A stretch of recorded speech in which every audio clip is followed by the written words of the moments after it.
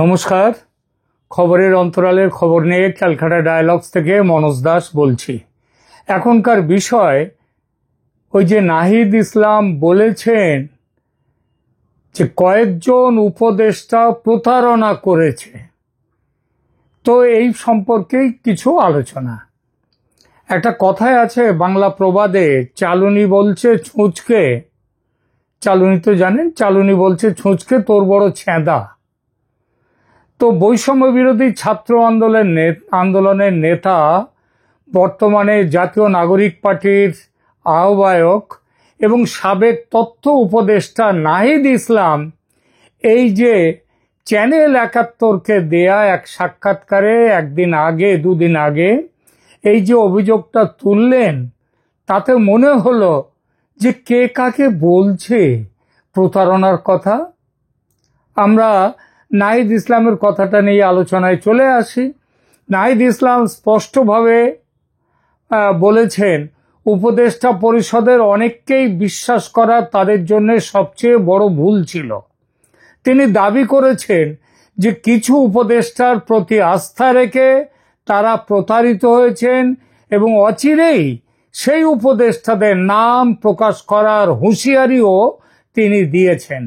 নাহিদ বলেছেন যে কয়েকজন উপদেষ্টা প্রতারণা করেছে। কার সঙ্গে প্রতারণা? নাহিদের সঙ্গে ব্যক্তিগতভাবে প্রতারণা, নাকি বর্তমান সরকারের সঙ্গে, নাকি দেশের সঙ্গে, জাতির সঙ্গে? ভেঙে বলেননি নাহিদ ইসলাম, তবে অচিরে বলবেন তাদের নামগুলো, এই কথাটা দিয়েছেন।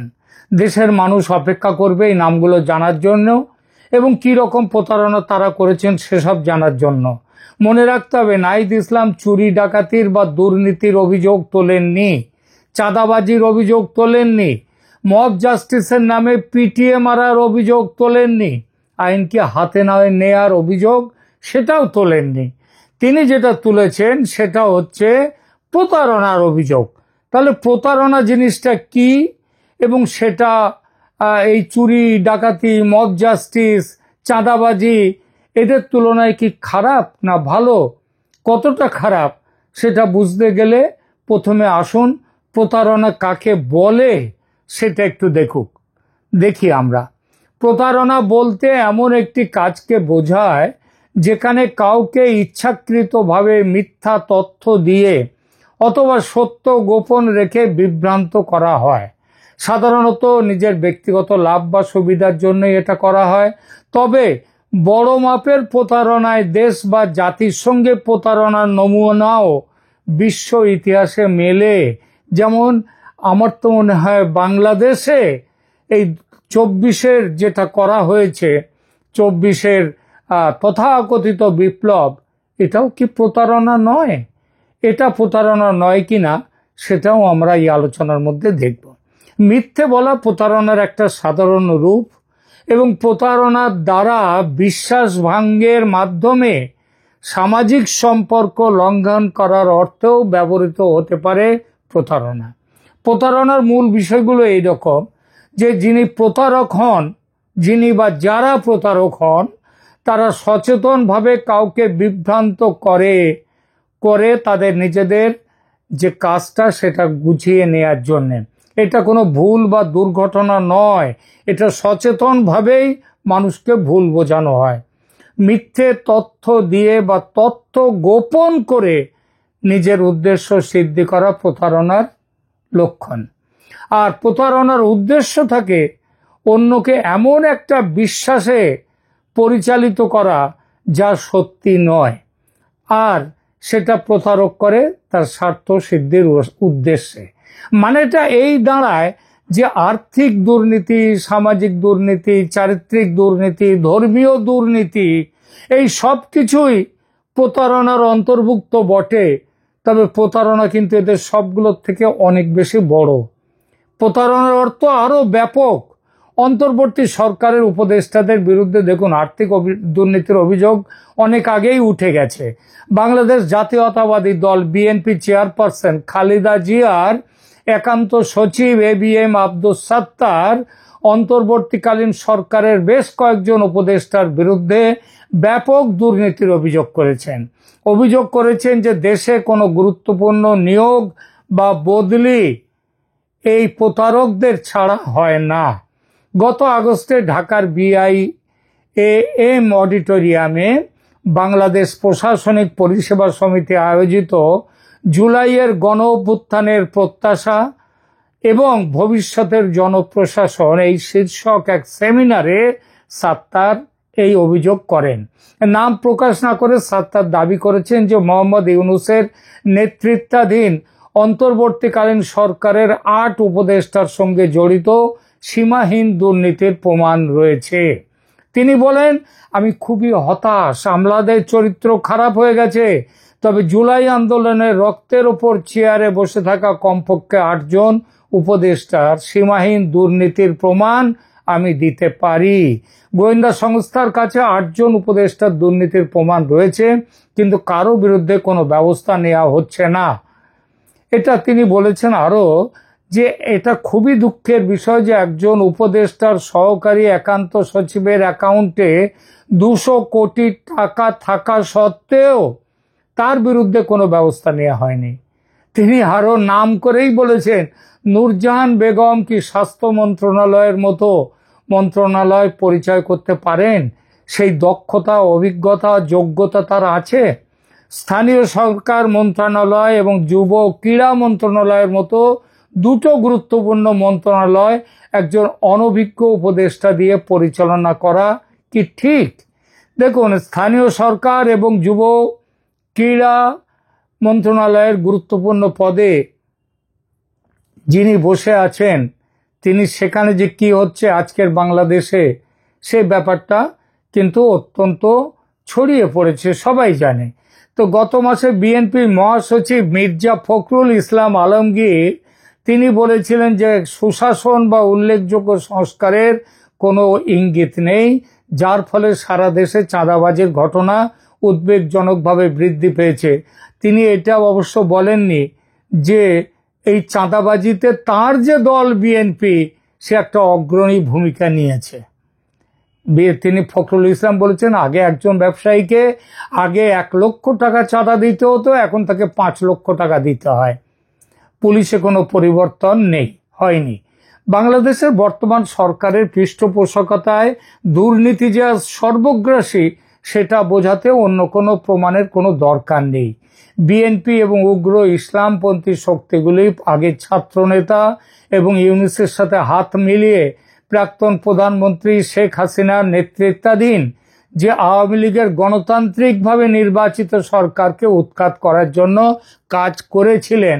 এই যে কাজ করাটা, অর্থাৎ একটি গণতান্ত্রিক সরকারকে উচ্ছেদ করার জন্য যে পদ্ধতিতে তারা কাজটা করেছিল, অর্থাৎ মিথ্যা বহু কিছু যা ঘটেনি সেটা অর্ধ সত্য, অর্ধ মিথ্যা, অর্ধ সত্য, পুরো মিথ্যা, এইরকম দিয়ে তারা হাসিনার বিরুদ্ধে আন্দোলন করেছিলেন একটা।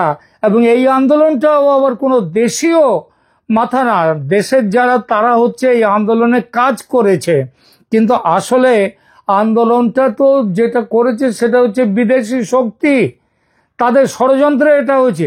তাহলে প্রতারণা কি সেই জায়গাটাই নেই? এইটাই তো প্রতারণা।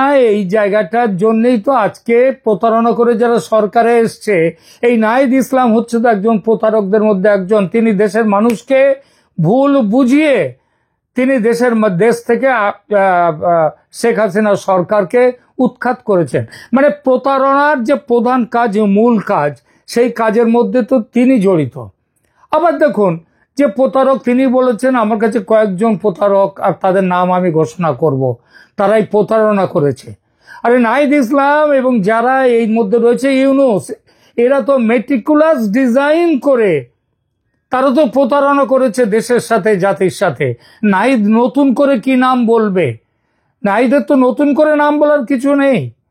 আর আচ্ছা, সেটাও ছেড়ে সেটা তো আছেই, তার উপরে ধরুন এই যে এখন বহু উপদেষ্টা, তাদের এখন তো শুনলাম রিজওয়ানার নামেও বলছে যে তিনিও প্রচুর টাকা টাকা মানে জোগাড় করে ফেলেছেন। আর ওই সজীব আহমেদ ভূঁইয়া, তার তো মানে বিরাট, তার তো হাঁস খাওয়া, তো সেটা তো খাওয়া দাওয়ার ব্যাপার ছেড়ে দিন, কিন্তু তার টাকা আদায় করার চাঁদাবাজিতে সে গিয়ে ধরা পড়েছে নিজে, তারপরেও তারা মন্ত্রী হয়ে রয়েছে। তাহলে কি আর নাহিদ ইসলামের কি কিছু নেই? নাহিদ ইসলাম কিছু করেননি? নাহিদ ইসলামের ব্যাপারে আসছি, তার আগে সজীব আহমেদ ভূঁইয়ার বিরুদ্ধে যে একাধিক অভিযোগ ও বিতর্ক উঠেছে সেইটা নিয়ে একটু বলি। প্রধান অভিযোগগুলো কি, যে তার যে সজীব আহমেদ ভূঁইয়া উপদেষ্টা, তার যে ব্যক্তিগত সহকারী, তার নাম হচ্ছে APS মোয়াজ্জম হোসেন, এর বিরুদ্ধে ঘুষ নেয়া,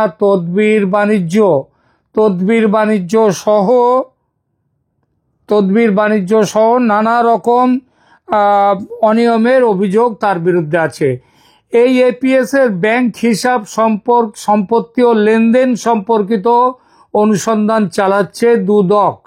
উপদেষ্টা নিজেই দুদকের কাছে মানে তিনি সাজার তিনি চেষ্টা করছেন। এছাড়া তার যে বাবা, সেই বাবার যে কন্ট্রাক্টর লাইসেন্স সংক্রান্ত অভিযোগ রয়েছে, তার বিরুদ্ধে কয়েকশো কোটি টাকার সম্পত্তি ব্যাংকে তার করার অভিযোগ রয়েছে। সামাজিক ও সামাজিক মিডিয়া এবং মেইনস্ট্রিম মিডিয়াতেও পর্যন্ত তার খবর বেরিয়েছে। তো এই যে সজীব ভূঁইয়া, এরপরে এবার আসুন নাহিদ ইসলামের বিরুদ্ধে অভিযোগ হচ্ছে যে নাহিদ ইসলামেরও সাবেক ব্যক্তিগত সহকারী PA আতিক মোর্শেদ এবং তার স্ত্রী সহ আত্মীয়-স্বজনকে মোট যে ফিনান্সিয়াল মোটা টাকার যে 150 কোটি টাকার দুর্নীতির অভিযোগ আছে তার বিরুদ্ধে, এবং অভিযোগ দায়ের হয়েছে। দুর্নীতিতে তার স্বচ্ছতার অভাব, কয়েকটি প্রতিবেদনে নাহিদ ইসলাম সমেত উপদেষ্টাদের দুর্নীতির সাম্রাজ্য গড়ে তোলার অভিযোগ উঠেছে। রাজনৈতিক বিরোধিতা এবং বিচারে নাহিদ ইসলাম আওয়ামী লীগকে মানবতা বিরোধী অপরাধীদের দল বলে উল্লেখ করে তাদের বিচারের দাবি তুলেছে, এবং এর ফলে দেশের মধ্যে বিভাজন সৃষ্টি হয়েছে। কিন্তু এগুলোর থেকেও বড় কথা হচ্ছে নাহিদ ইসলামের বিরুদ্ধেও নাহিদ ইসলামের বাবার নামে, আমি অবশ্য করেছিলাম সেই ভিডিওটি, তার বাবার নামে একটি ছাত্রীকে তার শ্লীলতাহানির মামলা আছে লিফটের মধ্যে। আমার একসময় একেবারে প্রথম দিকে অনেকদিন আগে এই ব্যাপারে একটি আমি প্রতিবেদন তৈরি করেছিলাম। তো এদের সবারই আছে, কেবল এদের মধ্যে আমার মতে একটু ভদ্রলোক গোছের আছেন, এবং যার বিরুদ্ধে এই ধরনের অন্তত এগুলো করা যায় না, অভিযোগগুলো করা যায় না, এই রকম একজন লোকই আছে এর মধ্যে। তার নাম তিনি হচ্ছেন ডক্টর সাখাত হোসেন সম্পর্কে আমার একমাত্র এই উপদেষ্টা যাই বলুন না কেন, এদের মধ্যে একমাত্র ব্যতিক্রম হচ্ছে আমার ধারণায় সাখাত হোসেন। এই যে ব্রিগেডিয়ার জেনারেল অবসরপ্রাপ্ত সাখাওয়াত হোসেনের স্বরাষ্ট্র মন্ত্রণালয় থেকে তাকে সরিয়ে দেওয়া হয়েছিল একটি কম গুরুত্বপূর্ণ মন্ত্রণালয়ে।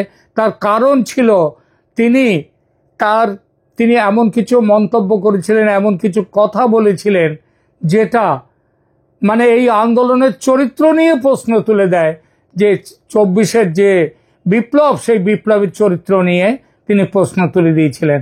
তিনি তার যে বিতর্কিত মন্তব্যগুলো মোটামুটি এরকম, যেমন তিনি যে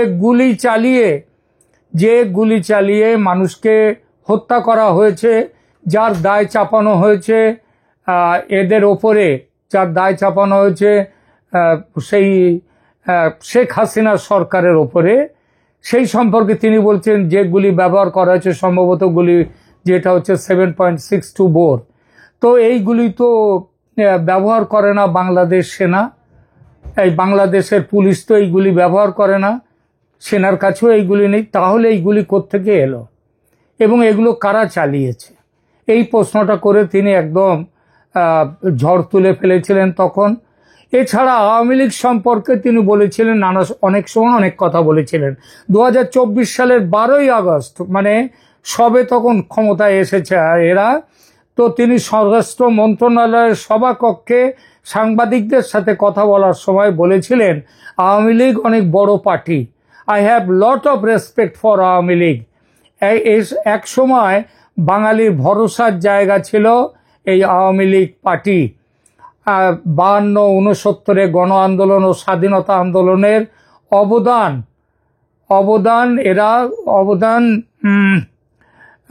অবদান ব্যক্তিগত কারণে নষ্ট করবেন না, এটা জাতীয় সম্পদ।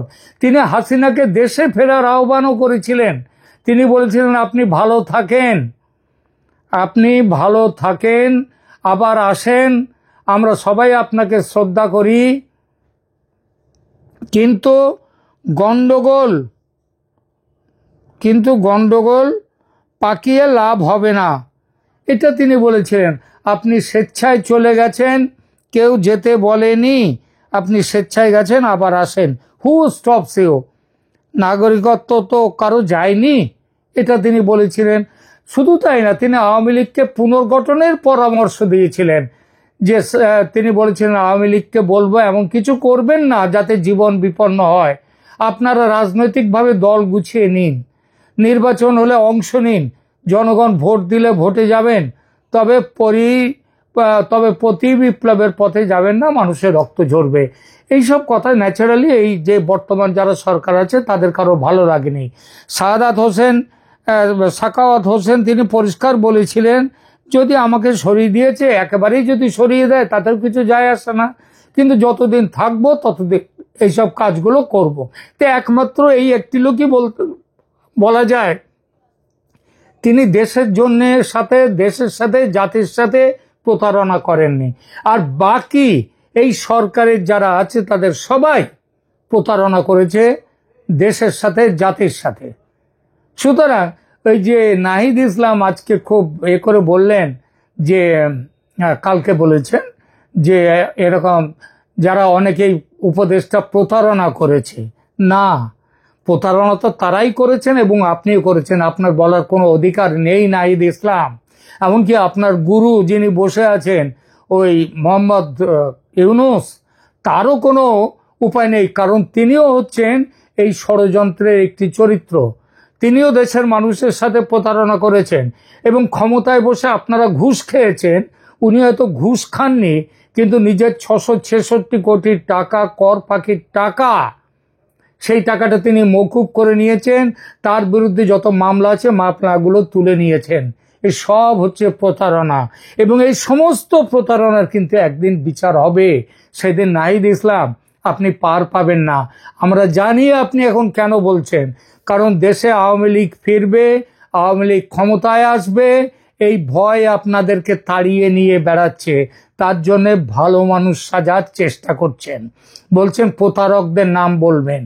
প্রতারকদের নাম তো আপনি বলতে পারেন না, সে বলার যোগ্যতা অধিকার নাহিদ ইসলাম আপনার নেই, কারণ আপনি নিজে একজন প্রতারক। আপনি বৈষম্য বিরোধী ছাত্র আন্দোলনের নামে দেশকে ধ্বংসের দিকে নিয়ে গেছেন, মিথ্যে কথা বলে মানুষের সাথে প্রতারণা করেছেন, জাতির সাথে প্রতারণা করেছেন। এখনকার মতো এখানেই রাখছি, ধন্যবাদ।